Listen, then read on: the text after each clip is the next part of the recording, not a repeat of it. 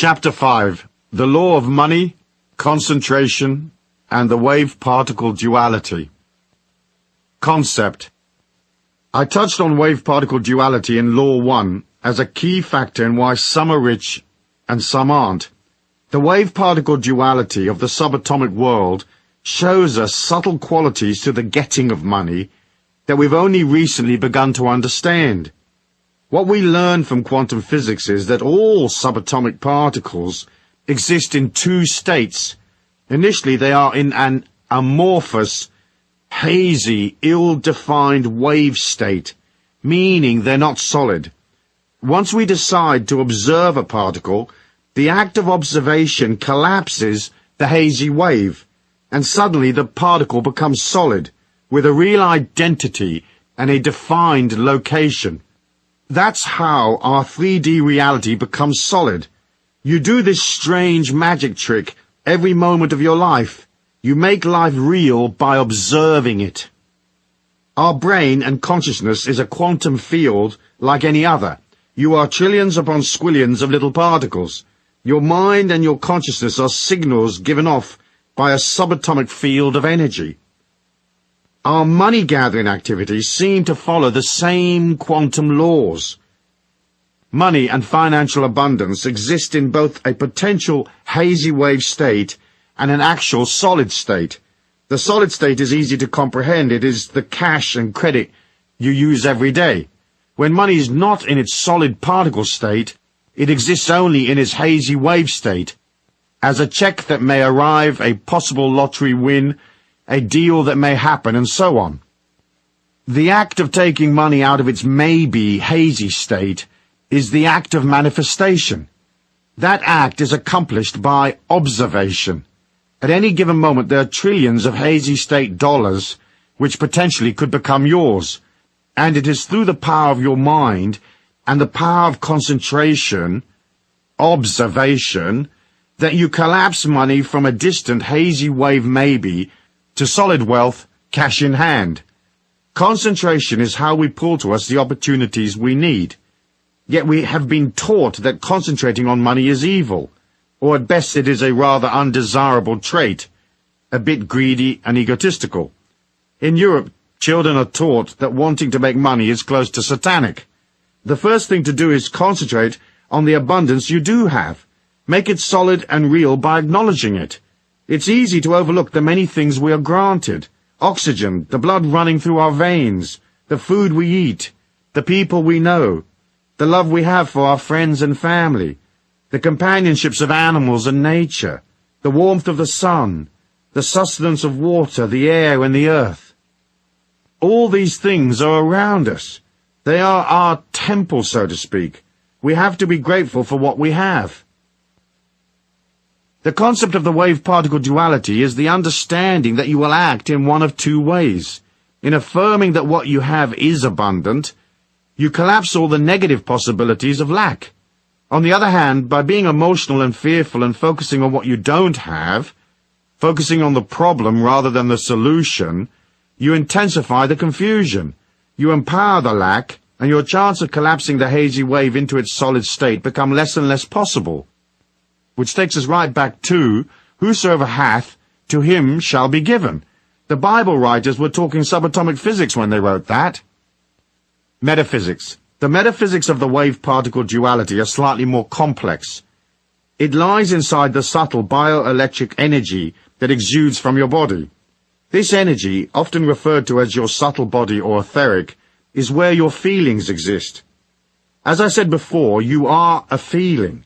And that feeling, or thumbprint of what you are, is inside the etheric. So part of transforming the way you handle your life, not just from the point of view of abundance, but your personal power as well, involves developing a solidity inside that bioelectric etheric field. This consolidation of power can come about in many different ways. One of the fastest ways to raise your energy is to be more disciplined, to take time out to exercise, eat well, meditate, pray, take time to develop order, and time to establish a positive expectancy, to see your life flowing. All these things will raise your energy, but more than anything else you have to begin to oscillate at a higher level. Oscillating at a higher level is opening yourself up to the light and the abundance of the God force that is in all things. So enter a meditative state and feel the light moving through your subtle body. Keep your meditation simple. See the light coming into your heart chakra, into your throat, and then on up into the center of your forehead. Feel the light streaming down through the crown at the top of your head. Know the light is everything, that you are everything, and that you are the light. You can therefore be everywhere. But once the concept of I am light is firmly established in your mind, you exit the finite world of the ego personality and enter the infinite world of your spirit.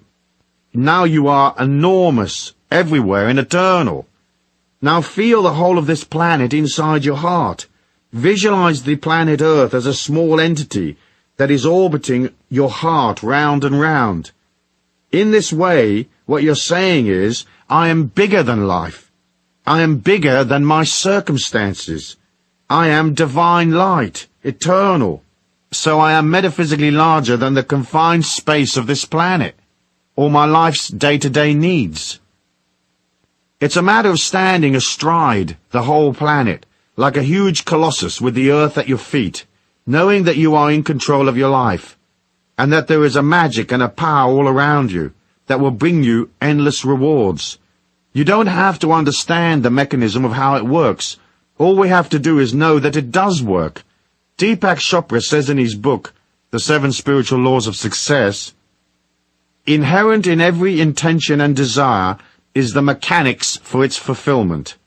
Intention and desire in the field of pure potentiality have infinite organizing power, and when we introduce an intention in the fertile ground of pure potentiality, we put this infinite organizing power to work for us.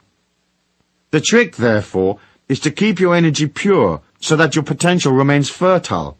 If life is swamping you emotionally, if you feel timid and unsure, the subtle energy you project doesn't go forward.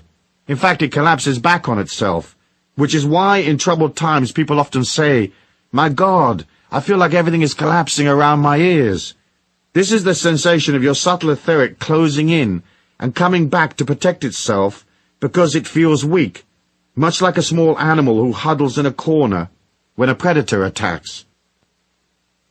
Express your energy outwards. You don't have to be perfect to be confident. Know that you are light, and know that you can move your energy to any distance across the earth plane. You can touch people and pull opportunities from tens of thousands of miles away. Distance is not involved when you live at the level of the divine light of God's abundance. There is no distance, so there is no limit to how far you can reach or how well you can do. The infinite nature of energy has within it the mechanics for fulfilling your dreams. That's certain. We watch it happening every day. Action. As part of concentrating on money, you will need to take some money action. Money doesn't move of its own accord. If you drop a $100 bill in the street, there it stays until somebody picks it up, or the wind blows it. Similarly, abundance involves you moving towards opportunities. It is in the act of motion that you generate energy, and as I have said previously, money and energy are the same. So each day, take one defined concerted action which will assist you in your money-gathering activities. Plan out the deal, print the brochure, attend the conference, whatever it takes. Action, action, action. Lots of it. Meanwhile, continue to do things that help strengthen your feelings. As I said in one of my books, you can go to the most expensive hotel in town and just sit in the lobby and have coffee. But you have to move towards the thing you desire. You have to join in your feelings so that the abundant world, which you are entitled to be a part of, is not something strange to you. It is not hazy, unobtainable, or laced with negative energy. As you move towards abundance, walking in and out of expensive shops, having a coffee in the Grand Hotel, buy the financial papers, even if you don't already get them. Most stock exchanges have visitors programs, so go visit the exchange even if stocks bore you silly. Join, join, join. Become comfortable with the idea that you and abundance are not separate and different. You are money, and it is you. Gone is the hazy wave. Now comes the solid particle you manifest through concentration. You have to think in terms of the potential for abundance as a natural part of your energy, your subtle body. As you take action, it's like water going from steam to ice. Action is a manifestation of power. You have to have power in order to collect money from people. So it's vital that you now reinforce your affirmation of abundance by taking action. Taking action doesn't have to cost you anything. You can walk in a field of wheat and notice how much wheat there is, or you can walk down an expensive shopping street saying, "Wow, these clothes are really beautiful. When the time is right, I will acquire as many of them as I want. Aren't they lovely?" Take actions, any little action, for it's not necessarily one particular action that gets you the money. They all act as affirmations that you will help yourself. The real money may come from somewhere else. Via action, opportunities go from possibilities to probabilities and into reality. Then you can haul them round to the bank, clunk them on the counter and say, "Hey, this used to be a hazy wave. Now it's a check-style solid particle. Please be so good as to credit it to my account. Thanks."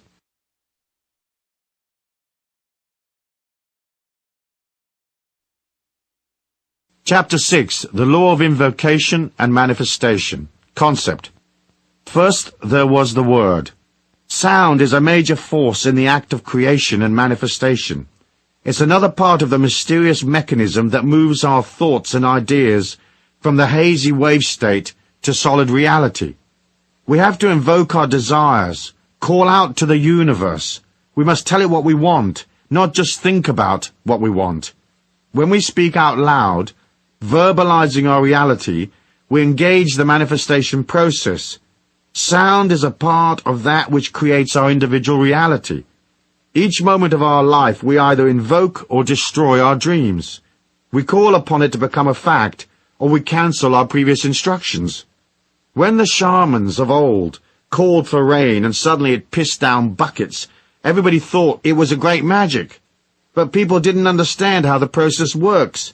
In fact, it was only ever the power of invocation, with a little bit of help from the shaman's connection to the nature spirits.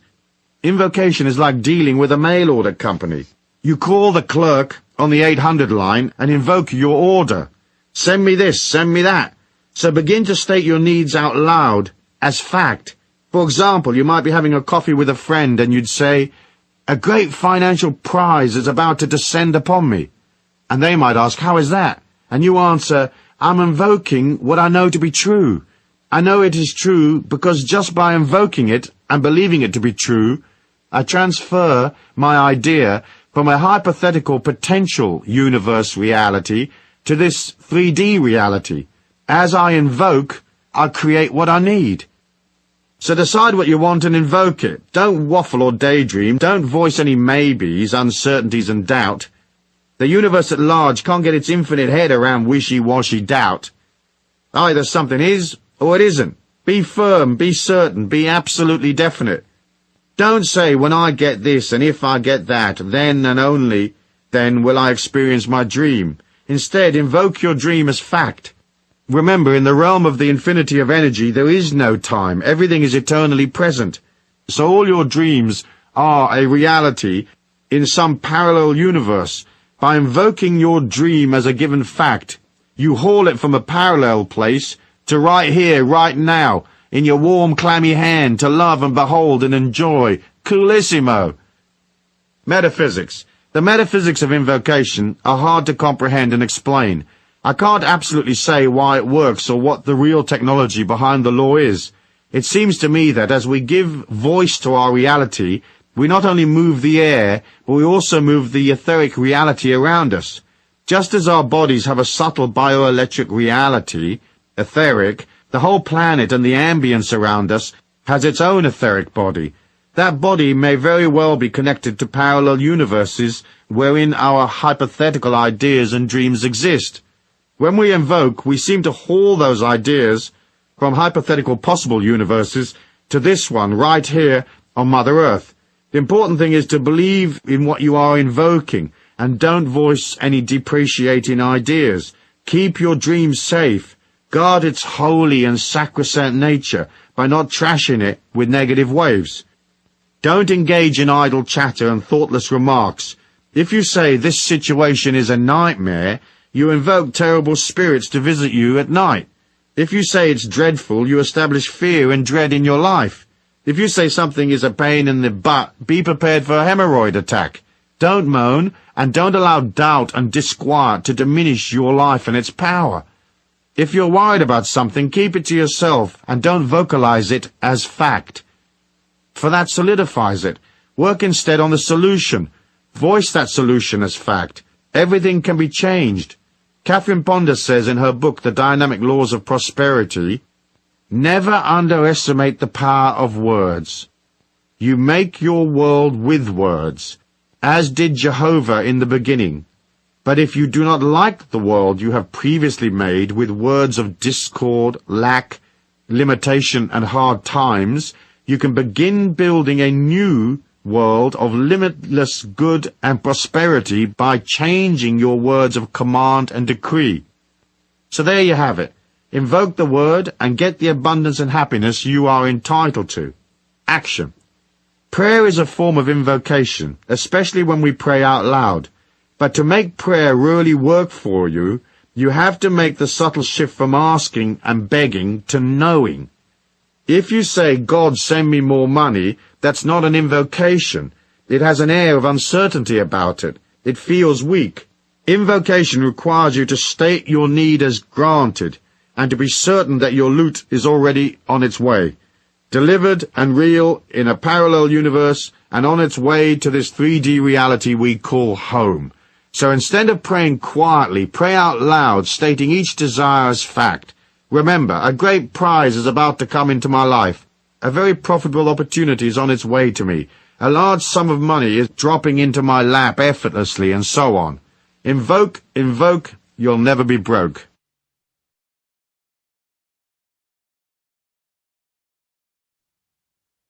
Chapter 7. The Law of Money and Ego. Concept. The function of the ego, among other things, is to concentrate on keeping you alive, and to give you an identity. The ego wants to separate you from others, so it is naturally competitive. It believes in and promotes exclusion rather than inclusion. The ego needs specialness, distance, and separation from others to feel okay, and to go beyond its fears and insecurities. The number one ego-driven force fueling the planet, other than sex, is money. Money is a symbol of importance, and feeling important allows the ego to believe itself distant from other people. When there is distance, the physical body of the person in which the ego dwells can be observed. As I said in Law 5, at a subatomic level our reality exists in a hazy state. It's nowhere and everywhere. It's only when you observe something that it becomes solid. So the ego likes to establish observers. It's one of the ways the ego controls you, keeping you edgy and stiff and in prison, brainwashed into accepting its ideas. It's difficult for most to understand how that stiffness and fear causes them to miss opportunities. Unravel the baggage, shift your mind about the need for importance and specialness, and suddenly you are free. After all, what you really need is a happy, liberated, creative life. Seeking admirers and observers is for the weak and insecure. You're not a performing dog, acting out, hoping for attention and a tasty morsel. It's degrading and debilitating, and spiritually it's rather ugly. There's no greater abundance than the abundance freedom offers. To unshackle from the ego's manipulation of you is to transcend. It's a hair's breadth from total enlightenment. What is the point of being enormously wealthy if you're neurotic and scared?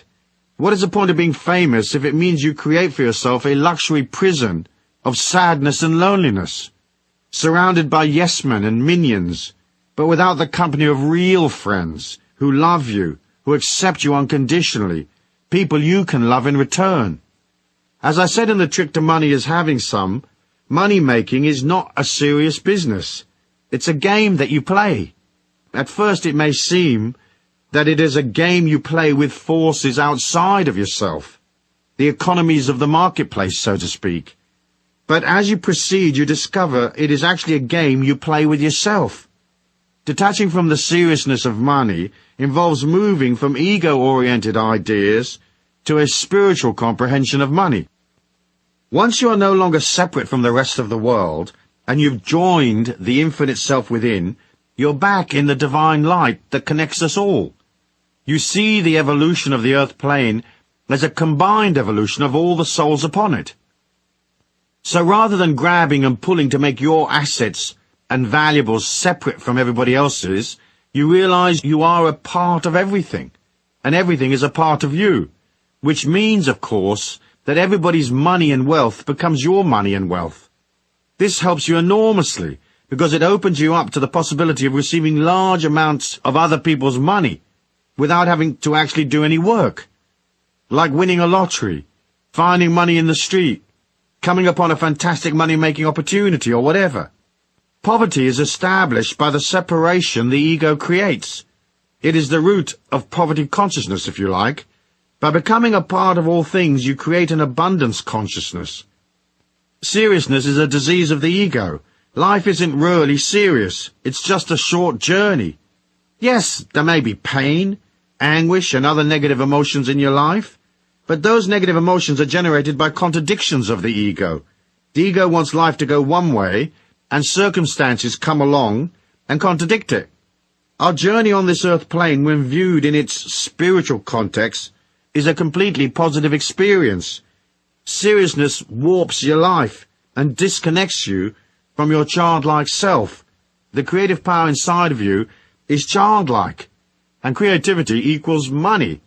If you deny yourself access to the child within because you're too serious, you also block your connection to the divine light and your feminine self. Every creator who's any good uses their feminine side to create with.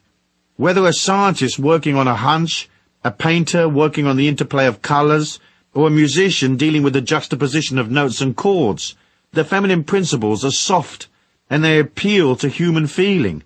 In fact, creativity is the only evidence left of our societies once they've come and gone. We don't remember the businessmen of Rome, or the various generals that fought the Trojan Wars. Even the kings and queens of old are fairly uninteresting. What we value is the art, the architecture, the feelings of bygone societies, what they believed in, what they did, the art they left behind, the Colosseum, Versailles, paintings, books. Those are the things that have meaning, and so they last. We remember the yin, because it is through the yin and softness that the God force is expressed. So if you're a little too serious, lighten up, dude. Try to make light of life. Embrace its childlike beauty. Being too grown-up is a serious and painful experience. Don't mess with it too much. Metaphysics. The metaphysics of money and ego are simple to understand. You are an oscillation of energy, a feeling.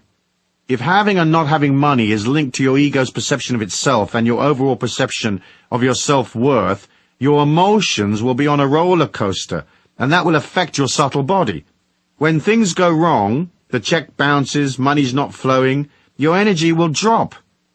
You'll feel defeated, weaker, and less than before. If you're locked into the ego's perception of life and things go wrong, it can make you unwell. Somehow you have to come to the metaphysical truth of your divine specialness. This is not a specialness that you poke in people's faces, but a silent specialness. It is the act of accepting the infinite beauty within you. Then the ups and downs of money are irrelevant. To get to that point of view is not an overnight process for many, because everything we ever hear tells us how important status is and how lacking we are. All advertising is there to remind you of what you haven't got. Its function is to stimulate the desire by subtly showing you an inadequacy. Often advertising uses subliminal fear mechanisms. You don't want to be fat, do you? And therefore rejected by others. So buy these special foods. You don't want wrinkles, do you? And therefore be lonely and unloved. Rub this useless cream on your face. You want admirers, don't you? Buy this glitzy car that will fall apart in 2 years. Advertising also stimulates debt. Debt is a form of leaning. A bit of debt, manageable debt, is okay. Lots of debt, topples you over. It takes you into fear and negative emotion, which affects your etheric energy. Once the etheric starts to wobble, you have less protection from outside forces and psychic intrusion, and you may experience even more fear, get depressed and so forth. The way the government and the media play to the ego is an insidious control trip. It's designed to make you a prisoner. The only defense you have against TikTok's bombardment of you is to detach.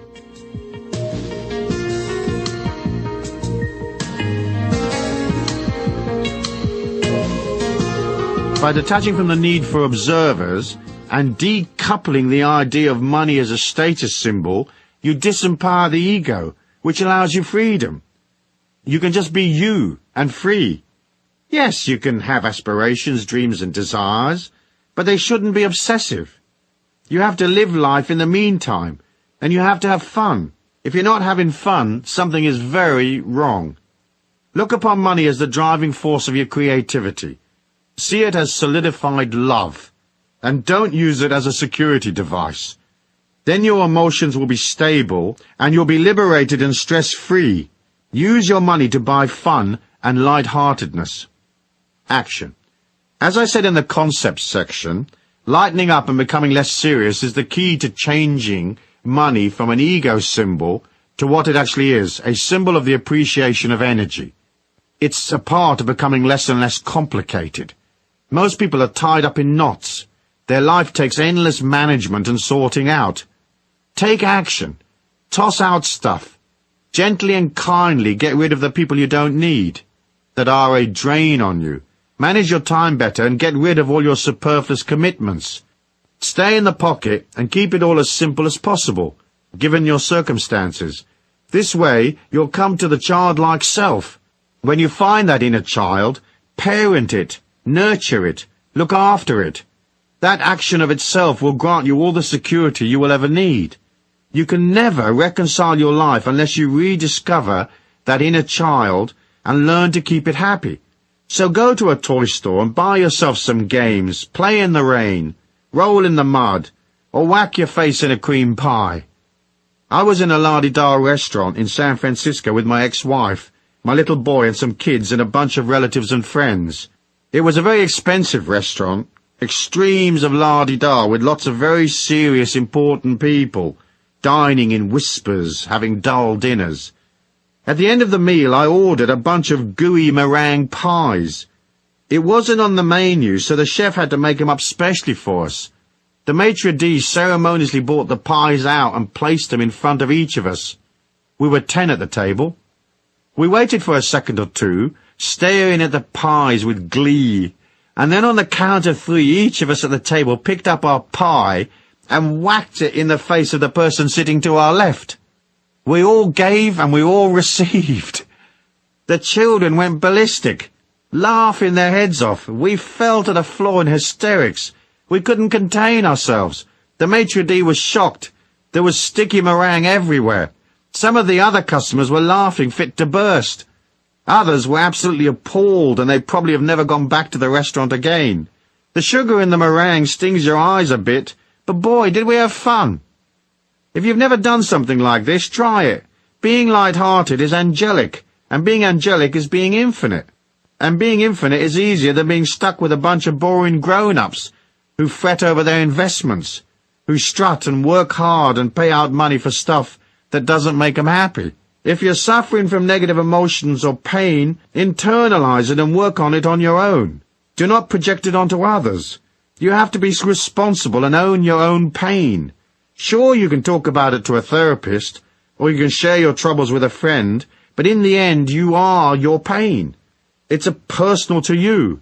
You don't have the right to project it on others, leaking anger and disquiet, spoiling their energy by dolloping your stuff upon them. That's bad karma, as is manipulation, vengeance, and nastiness. As a part of setting you free and liberating yourself from fear, don't bother to push and shove and compete with others.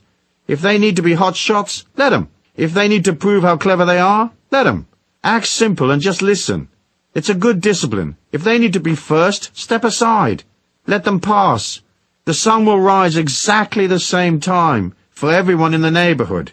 no matter who rushes ahead or who ambles along at peace with himself or herself. It's the belief you have to compete that creates lack, and the fear of lack. Once you raise your energy, you don't need to compete. Once you don't need to compete, you're no longer scared. When you're no longer scared, you resonate a stronger energy. More people show up, and you can bill them all the more. These laws of money are so simple.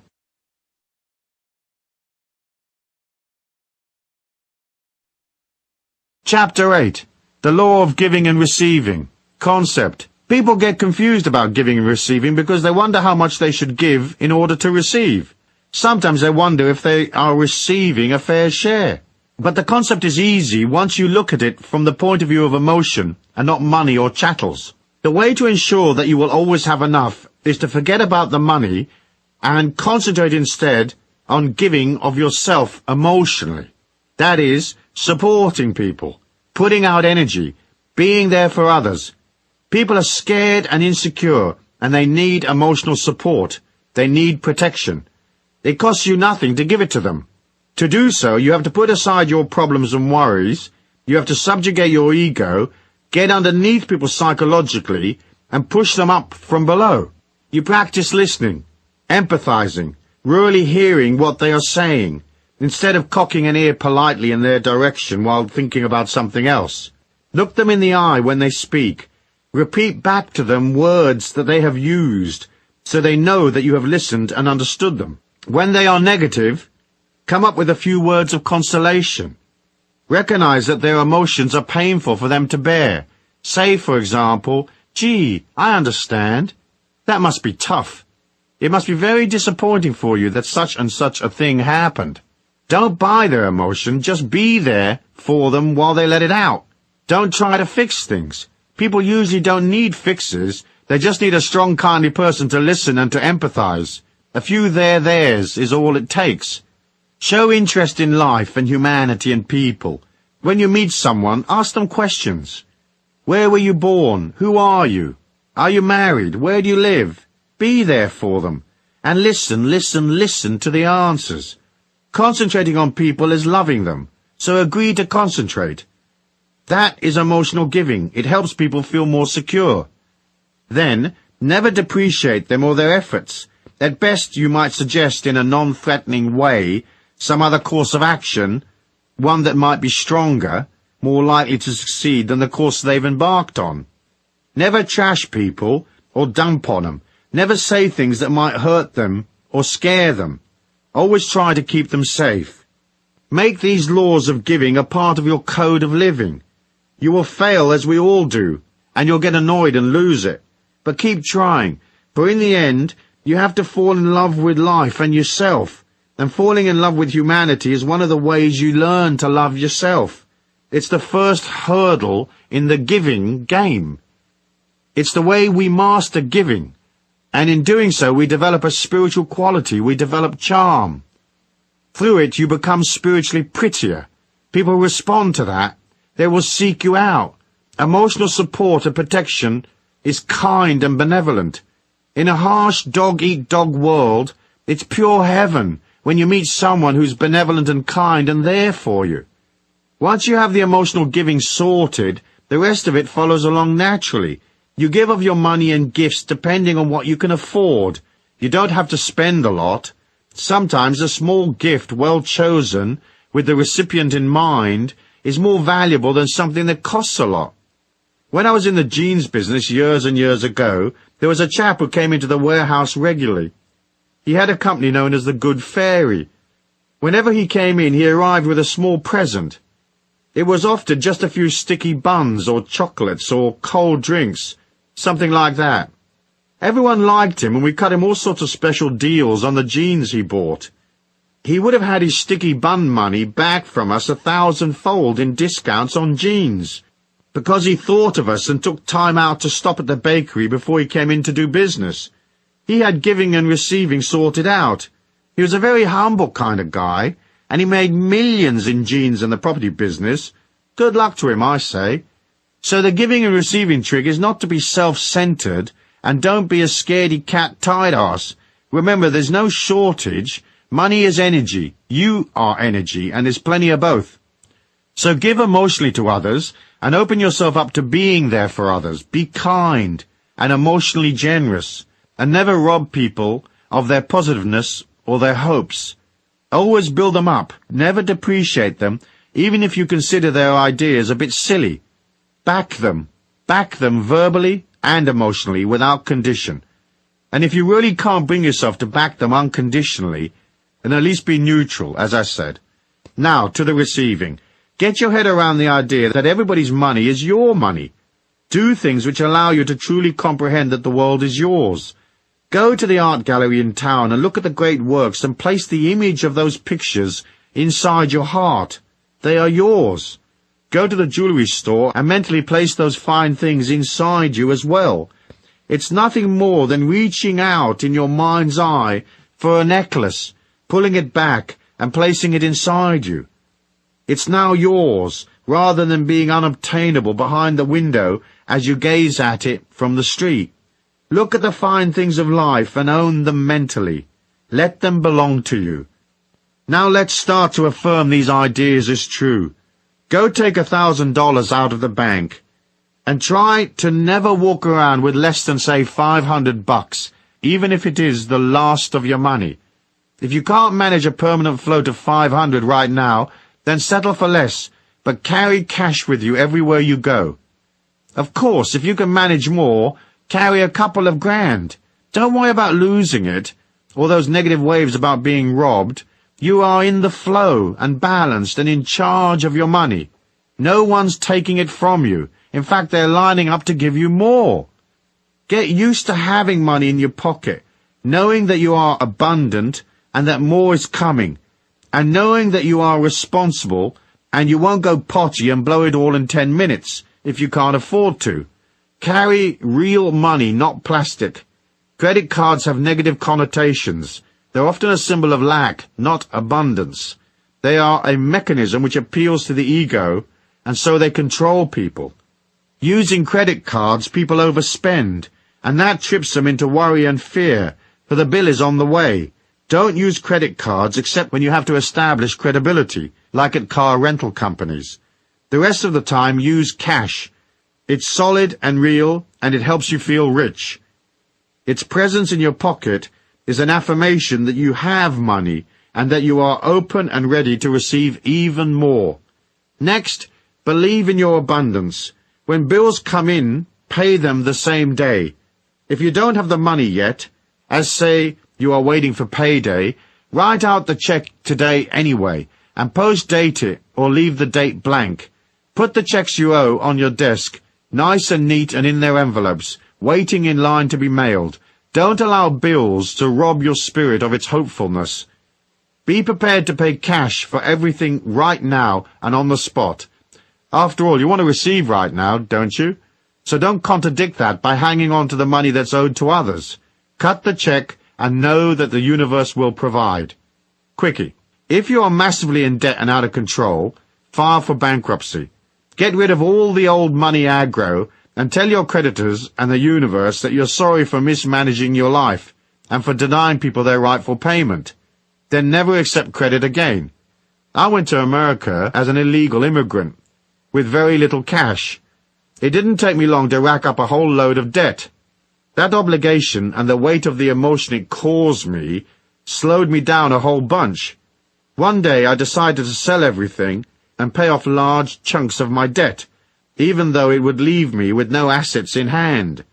I decided to pay all new bills in cash the day they arrived, or, because I traveled a lot, within a few days of my getting back from a road trip. Then I did a deal with the people to whom I was in debt, and they agreed to monthly payments. My biggest creditor was a sweet man called Bob. I owed him $55,000, so I sent him 55 $1,000 checks. Every month his money went through, and eventually I didn't owe Bob a dime. He got it all back. I made the information that I wasn't going to live in the emotion of lack anymore, and that even though I didn't have enough to pay all my old debts, I was ready to reform and simplify my life by creating no new debt. In addition, I agreed with self to work especially hard to settle my old obligations. Doing this changed my financial situation around. It took me several years to get it all sorted out, as I was originally over $400,000 in debt.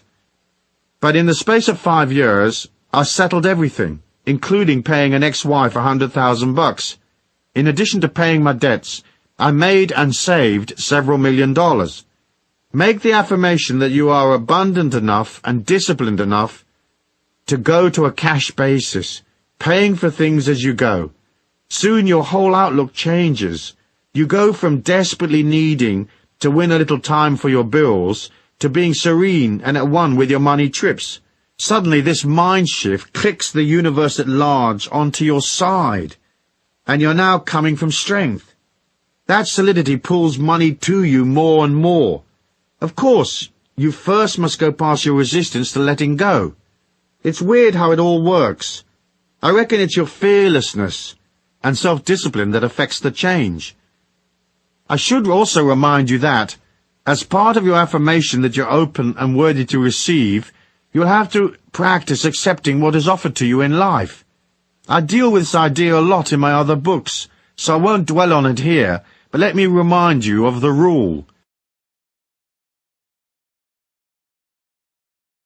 First, whatever gifts you're offered, no matter how useless or grim the gift might be, take it. Never refuse to receive. Worst way, you can always give that dreadful vase to someone you don't like. Second, never refuse money from anywhere. If a friend offers to pay for dinner, let them. Be gracious and thank them and tell the universe, thank you for paying for my dinner. If a person wants to pay you for some inconsequential act, accept, and never walk past money on the street without picking it up, even if it's just a small coin. Humble yourself and stoop for it. It doesn't matter what others think. You can't put out the message that you're too proud or too uptight to receive free money. The universe doesn't know the difference between a dime and a million. If you refuse the dime, the universe thinks you don't want money, so you collapse your chances. Accept all that is offered to you, even the mucky coins in the mud. Make it a rule never to refuse anything that comes to you for free. Metaphysics. The metaphysics of giving are silent and centered around the projection of your etheric subtle body. When you express hope and cheerfulness, when you are expressing outwardly emitting energy, your etheric is like the sun. Remember I said that negative energy makes your etheric collapse in on itself. The more you get used to projecting outwards, the longer your etheric reach becomes. It's an inner reach. So give silently. When you pass a person in the street, mentally reach out and touch them in the heart, and silently project the thought, love. Or project admiration for them even though you don't know them. Back them. Believe in them. Project goodness, hope, and positivity. If you see that they are upset, project the thought or word, serenity, or calm. If you see them angry, project peace. Don't judge them. Know that they have some inner issue unresolved, probably from a long time ago. Love them even if they appear a bit ugly. Make it a rule never to pass a person in the street without projecting some kind of silent goodwill. Now, if you're coming out of the Tokyo Underground in the rush hour and there's 60,000 people there, don't mess with trying to get 'em all. Pick a few here and there and leave it at that. Otherwise, energy-wise, you'll be on your knees. But keep projecting silently for the eventual healing of everyone on the planet. Silently touching people you pass without them knowing. Like angels touch us in our sleep, without us being aware of their presence. That's the metaphysical giving sorted. Let the receiving come in from the inner worlds. As you displace energy out from yourself out into our external 3D world, in a positive silent way, you automatically pull more from elsewhere in the inner worlds. It comes to you as you project out. It also comes to you in the night while you sleep. The energy coming in is pure spiritual light, and so you will feel more energetic, or will have more stamina. Sometimes the light comes to you containing information. A thought goes off in your head, and suddenly you realize you need to buy $100,000 worth of aluminum futures, and so you act on that intuition, and you buy them. Eventually everyone else decides intellectually that aluminum is a good thing, and the price goes up. and you got the inside tip weeks ago. You cleared your position, and you're at the beach projecting the word, relax, to the vacationers who pass by, healing them bit by bit, one at a time. In the world where most everyone projects uncertainty, some make a living of projecting fear, and governments have whole ministries devoted to sustaining fear, it's a cool little whiz that knows how to turn his or her energy the other way and give out security. It makes you different, silently different. The energy builds over time, I promise. Action. One of the best actions you can perform in relation to giving and receiving is to keep a gratitude book. I understand Oprah Winfrey recently picked up on this idea and she's been talking about it on TV. I haven't seen the show, but here's the technique in case you don't know it. You keep a journal of all the things you are grateful for. You write in it every day as a discipline. Oprah suggests 5 things each day.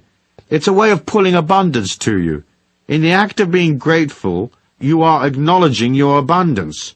The fact that you have to take, say, 5 minutes to write your journal each day means you are observing your blessings, so you make them more real. Your mind projects more satisfaction and less lack, and so more good things come to you.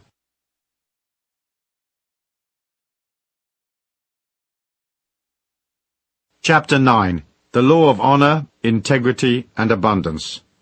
Concept. Talking about honor is tricky. It doesn't take much to come off as a righteous Pratimus Maximus of extreme pomposity and silliness. Here goes, I'll do my best and I'll keep it short. When you separate from your body and look back at your life, nothing will have disappeared. I've been in those worlds via the trance state, and the OBE, the out-of-body experience, and the near-death tube. And what I tell you is correct. Though each one experiences their life's overview slightly differently, you won't want to look at stuff if it is gruesome. If your life has been one of manipulation, inflicting terror, nastiness, rip-offs and so forth, the moment of your spiritual overview is going to be an extremely painful experience, unless of course you change things now. You can metaphysically and spiritually rewrite your history by seeing your mistakes as lessons, understanding that the God force is full of compassion, and realizing that each of us falls into the dark through our weaknesses and fears. In addition, the people who have been affected by any darkness you projected had a metaphysical responsibility. They must have projected or sustained their own negative energy for you to show up. Or at least they must have had options and they didn't take them. Of course, in the case of children who are abused, they don't have options because they're born into negative situations. If darkness has been a part of your life, you can perform a spiritual overview and healing while alive. First, you have to ponder your dark side and agree to let it come out, as it is usually repressed deep within. Then, when you're ready, take yourself off for a couple of days on your own, someplace remote and quiet, stay in silence and fast, meditate and pray. Allow the impact of your acts to come upon you, and once you've looked at that, all you have to do is own it. That is, you will have to see how you were responsible. Owning it is accepting that you inflicted the pain on others, and you have to see how it must have felt for them as they became scared or sad because of your actions. Perhaps you killed them off because they lost hope, or perhaps they died not because you killed them literally, but because you stressed them out so much they passed away from other maladies. You use your 2 or 3 day quiet period to look at your dark side, to process and acknowledge your hatred and antagonisms. You agree to come to an act of contrition and to atone. Contrition and atonement sound serious and biblical. One imagines balls of fire cast down from above while Sodom and Gomorrah burn in the distance.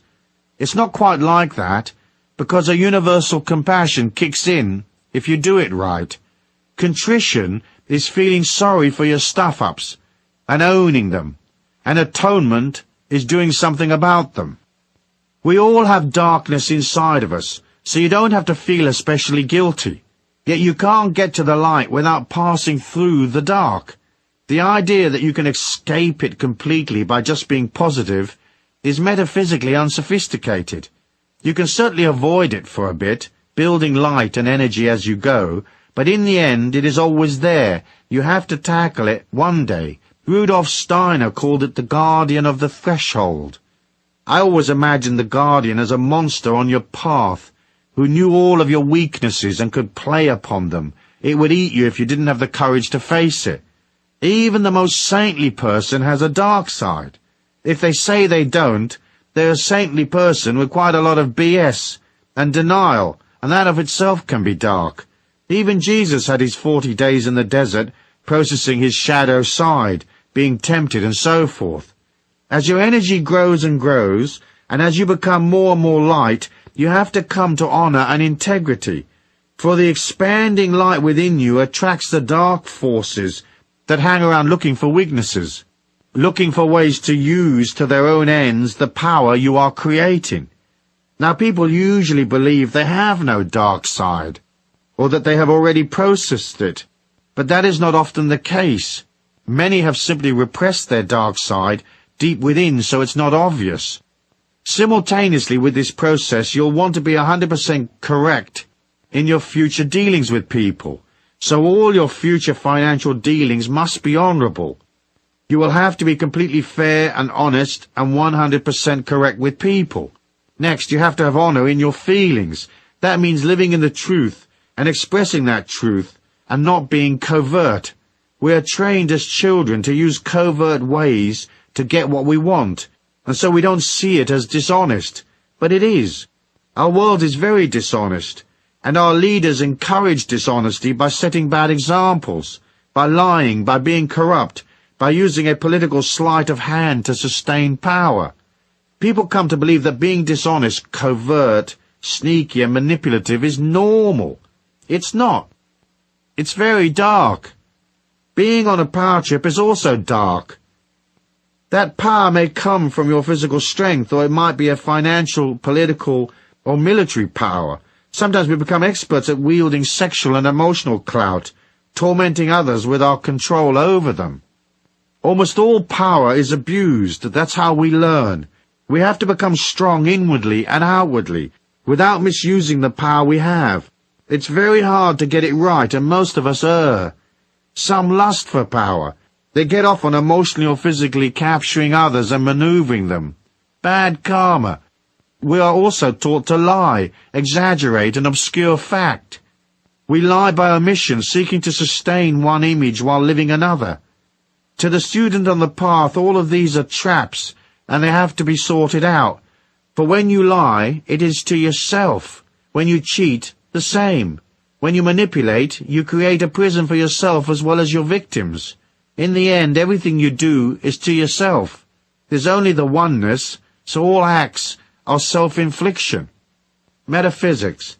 The metaphysics of honor are simple. You can't hide from the truth, so you have to let go, humble yourself and look at the truth, and fix the bits that are less than best. Each of us has fear, hatred, and antagonism. Each of us cheats emotionally, financially, or sexually. We each have our transgressions. You rewrite your history by looking at that. Perhaps it may result in you suffering a dark night of the soul, but it will pass as you grant yourself forgiveness.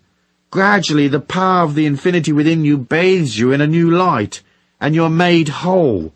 In this way, you complete your act of contrition. Action. Atonement is the act of making good, so you can go back and pay off, if you can, the people you cheated. You apologize if you have hurt people, or you atone by charitable acts and good works. Perhaps you can't repay those you owe, but you can make a donation to some cause from which they might benefit. Atonement is accepting full responsibility for what you've done without too many explanations and excuses, and realizing that you hurt people because you were trained that way as a child, or perhaps you allowed your fears and weaknesses to lead you astray. Then you vow that you will act lovingly and kindly to others for the rest of your life. You follow through consistently over a period of time, making good the hurt that you have inflicted. I don't think it's enough to just feel sorry and to say sorry. Sometimes you have to do something concrete as well. You can make all the money in the world and you can buy all the experiences possible and live a rich life, But a life without honor and integrity is completely worthless. So as a part of your abundance affirmation and the setting up of a new energy in your life, include the correctness of honor if you've not already done so. Live your life impeccably, on every front, financial, emotional, sexual. And if you exercise power, be benevolent, very benevolent. Chapter 10. The Law of Love, Compassion and Money. Concept. Most people can't get their head around the idea of money, love and compassion being linked together. The idea that money can be a symbol of love seems odd. We are so programmed the other way. Here's how they are linked. It'll help you see it all in a different light. There's a psychological war that goes on in us humans between self-hate and self-love. It's a part of another battle that persists. The energy war between living and dying, building energy and depleting energy. The two issues are wrapped up with abundance and love, and they can very dramatically affect your ability to earn money and pull abundance to you. Here's the concept. You start pre-birth as an infinite spirit in a spiritual dimension. There, the spiritual memory of what you are is eternal, and so you have existed in some form or another since the beginning of time. Suddenly, the spirit energy that is the real you finds itself inside a little body, trapped there for life, collecting new experiences. The act of coming into the body is one of descending, leaving the magnificence of a domain of spiritual light and entering into solidity and restriction, physical restriction, and emotional difficulties, the restriction of a dysfunctional family maybe, poverty, disability, whatever. It's a sacred and humbling act to accept such a learning experience. It's an act of love, for the restriction will force a consolidation of energy. It will force that spiritual energy to go from hazy wave to a solid particle body, and it will have to take on psychological impediments which will help it learn what it is like to be a human. Those impedimenta are not real to your spirit identity. They are borrowed from others who have lived before. They were part of the global mindset at the time of your birth, and so they are imposed upon the spirit. They really don't belong. The spiritual infinity within you can't be shamed, dysfunctional, unwell, hurt or injured, for it is a spark of the Christ consciousness. People often wonder why a God that is all love and compassion can allow pain and suffering. But it's easy to see that the spirit, the one you actually are, doesn't do any pain and suffering. It remains always in a state of grace, a state of complete positiveness, even if it is collecting painful memories which the ego experiences. At the time a child becomes a mature being, it has downloaded the negative waves of its culture and the global mind, the collective mind, if you like. Your job then is to work your way out of that and return to the real you, that spark of the Christ consciousness within. That's the seminar, transmuting the negative into compassion and love.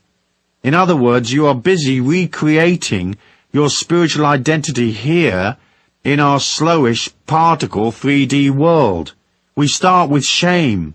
Early in our childhood, we are shamed when people shout at us, get angry, admonish us for not using the potty correctly, whatever. Later we are shamed intellectually as being stupid, or our actions and decisions are invalidated. Then perhaps sexual shame kicks in, as we discover we're not pleasing to other humans as a sexual partner, or we're very pleasing, and we're used by others. Sometimes sexual abuse is forced upon us in childhood. It's all very difficult stuff, this little seminar called life. Psychological shame kicks in as we deal with the peer pressure of our teenage years. You have to be like this to be cool, and if you aren't following the herd, you're ostracized. We are shamed into conformity, even if the conformity is one of hooliganism and drugs. There's a conformity in rebellion and the counterculture as there is in TikTok. Now we're doing serious amounts of confusion and pain, and we probably hate ourselves. We want to be something else. At times in our dreams we remember we are an eternal spirit, but it's a distant memory. Right now we are a human who is insecure and hates themselves and is in various degrees of pain and anguish. On top of all this, there is the other issue, that of living and dying, high energy and low energy. We have to fight our way out of these fears and restrictions and return to our spiritual identity. First, it's a love of self, not a narcissistic, egotistical love of self, but more a physical, emotional, psychological, and spiritual respect for self. Can we love ourselves in spite of all we've been told, all the personal defeats we've suffered, the shape of our face, our lack of ability, or whatever? That's the journey. Initially, the answer is usually no. Self-hate kicks in. We anesthetize the pain via drugs, sex, and illusions of power, or we use overwork and alcohol to blot it all out, succumbing to our addictions. We feel that if only things were different, if only we had more money, if only we had a different set of conditions, if only a certain person acted in a certain way, then we would be happy. People would love us and things would be just fine. That's the story of most people's lives. Self-hate gets in the way of everything, including their money-making ability, because eventually they lose the will to fight on. There's a fine balance to the getting of money. It usually involves activity, and that activity takes you further and further from your real self. It burns energy and makes you less secure, not more secure. The security you seek is within. It comes from seeing yourself as beautiful. It comes from going through the healing we talked about in the last section. It's the act of self-love, the acceptance, detachment, and forgiveness of self. It's where you wake up and remember that you are not the spotty-faced teenager who was ridiculed and shunned. You are a powerful, eternal spirit, imbued with the Christ consciousness, and here with a mission to fulfill and lessons to learn. A spirit of infinite honor and integrity that has a connection to all the knowledge that exists. Nobody out there is perfect. We're not trying to compete in the perfection stakes. You can love yourself and be imperfect, as God loves us unconditionally.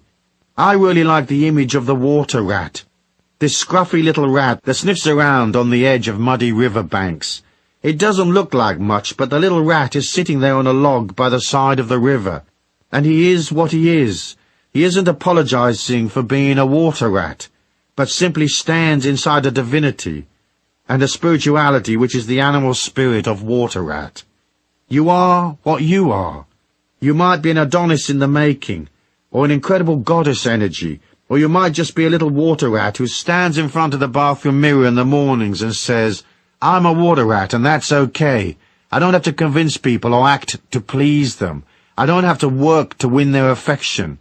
I don't have to pay for them so they will love me, because I love myself. I am what I am. I'm going out today. I'm going to believe in myself. I'm going to be honorable. I'm going to concentrate on people and treat them fairly. I'm going to treat myself fairly, for by nurturing myself, my energy will build, and I will become secure. I know that money flows to security, and away from insecurity, so by being more secure, I will prosper. When you are insecure, it turns people off. To spend money, people have to give away a part of their security. When they make the transfer of money to you, they have to feel solid. They have to feel they're getting something that will make them more, because they're paying out and becoming less right now. So if you're solid and contained and secure, it helps them feel solid, so they transfer their cash more readily. That is why self-hate destroys your money-making abilities. Partly, as I said, because it's hard for you to include yourself, and partly because you trigger insecurity in others, and that forces them to hang on and become tight. By booming out life force, love and strength and fine encouraging words to support people, you express a compassion for people's insecurity, and in the process you become stronger and more abundant. You become a divine paramedic offering people the oxygen mask of life force, dolloping out goodness and strength, so they become less fearful. People will respond to that life force, and it's up to you to figure out how you're going to bill them. Money is a symbol of that life force, of its appreciation. Money can be a solidified form of love.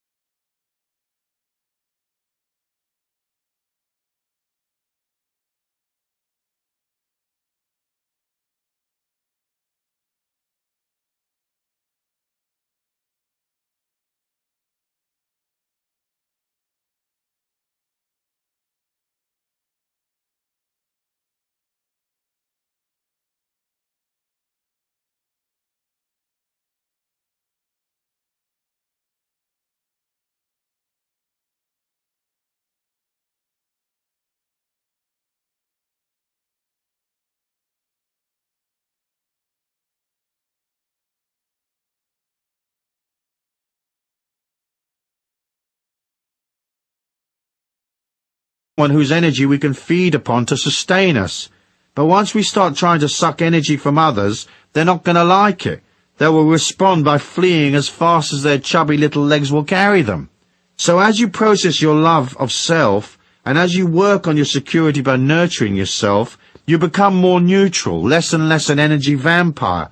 Eventually you have surplus energy to dish out, and that is how you will develop compassion and true caring for the world and the animals and the humans upon it. Now tell me that money's not involved. Of course it is.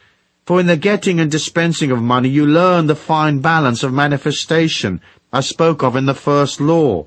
Through work, money and commercial activity you see how there is an energy trade-off between activity and security, and yet another trade-off between love and fear. Then there's the money lesson and the balance of giving and receiving, and the further fine balance between respect for self, self-worth, and respect for others.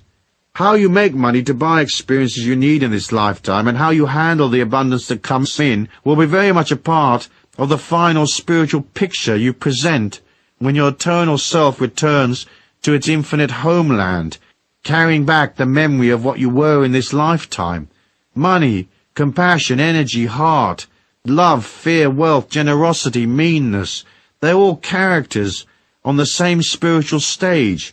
So the trick is to align to the beautiful ones, step away from the ugliness, and accept the gift of your infinite self in the process. Action. The action of compassion and money is the act of becoming comfortable with life's situations and the state of your bank balance. You have to be kind to yourself and you have to keep your ego in control and accept life. Otherwise the ego will yearn for things and force you to go out to work for it, to buy its stuff to make it feel better. Once you are at one with yourself, you will have compassion for yourself. Then you will, of course, nurture yourself. But you won't have to go shopping to distract you from your fears. As you become more aware, you become more real. Then, by discarding the useless stuff and eliminating unnecessary obligations, you become more balanced and settled, more silent and less manic. You will also have less activity and stress, and you'll feel better, and so onwards and upwards. Do something for yourself every day, something compassionate and kind. I don't mean buy yourself breakfast, I mean do something that is spiritually or physically nurturing. A massage, a fast, a meditation, exercise, rest, play, that kind of thing.